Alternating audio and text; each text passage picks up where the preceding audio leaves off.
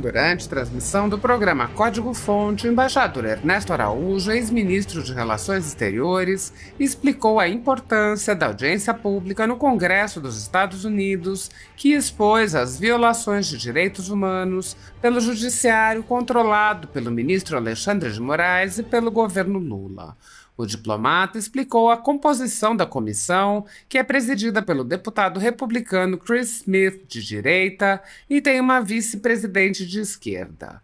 Ernesto Araújo explicou que o avanço do totalitarismo é um problema em todo o mundo, com alguns países importantes formando um eixo totalitário e que os Estados Unidos ainda fazem parte de um eixo que defende a liberdade. O diplomata apontou que há uma profunda divisão interna nos Estados Unidos, com apoiadores do totalitarismo avançando. Ele disse: os Estados Unidos não estão tranquilos nem diante do mundo, nem diante de si mesmos. Então, existem hoje praticamente dois Estados Unidos. Existe um que está muito confortável no mundo do avanço totalitário e outro que não está confortável. Um que está abrindo as próprias portas americanas para a criação de uma sociedade de vigilância e controle, e outro que quer preservar os Estados Unidos como uma sociedade livre e, se possível, ajudar a defender essa liberdade no resto do mundo.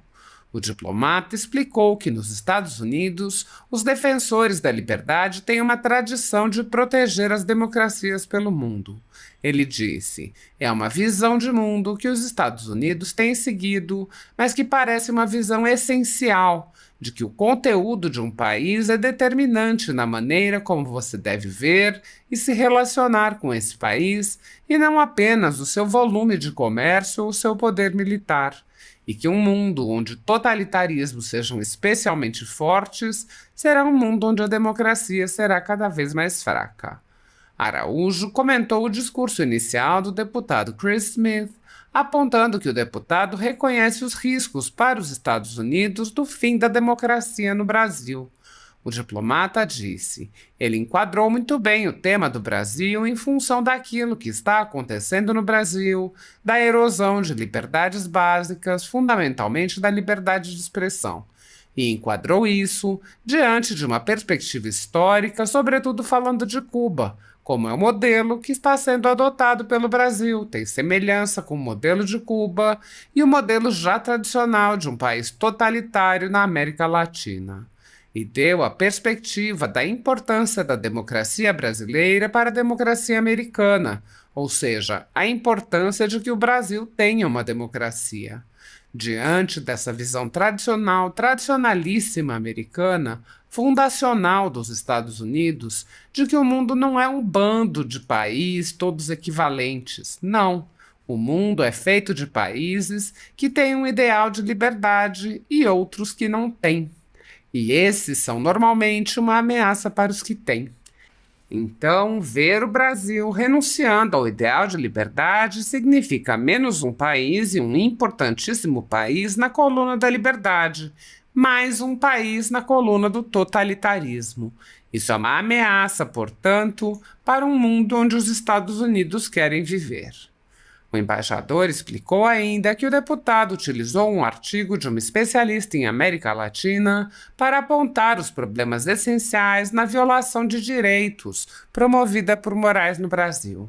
Araújo enfatizou que a jornalista, no artigo citado pelo deputado, explica que, no Brasil, nós temos uma Suprema Corte aliada de políticos ideológicos e corruptos.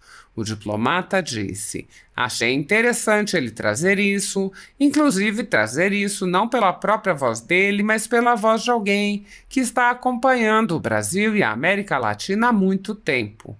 Então, não é apenas a questão de um juiz que toma decisões polêmicas a respeito de liberdade de expressão. Não. É uma Suprema Corte aliada de políticos ideológicos e corruptos ideológicos. Ernesto Araújo prosseguiu, ou seja, com uma linha de formato de sociedade que é o oposto do formato de sociedade livre, e corruptos como pouca dúvida se pode ter. E isso, portanto, é a ditadura do corruptariado na minha nomenclatura. não apenas um conjunto de determinados desmandos judiciais, mas todo um sistema de poder que envolve os três poderes. Envolve toda uma classe política, envolve não só judiciário, mas legislativo, executivo também. O diplomata explicou que a vice-presidente da comissão assumiu o papel da esquerda de repetir as narrativas que justificam a implantação do totalitarismo. Ele disse: ela assumiu o lado de defensora da Suprema Corte Brasileira e defensora de todo esse mecanismo de poder que eu chamo de corruptariado brasileiro.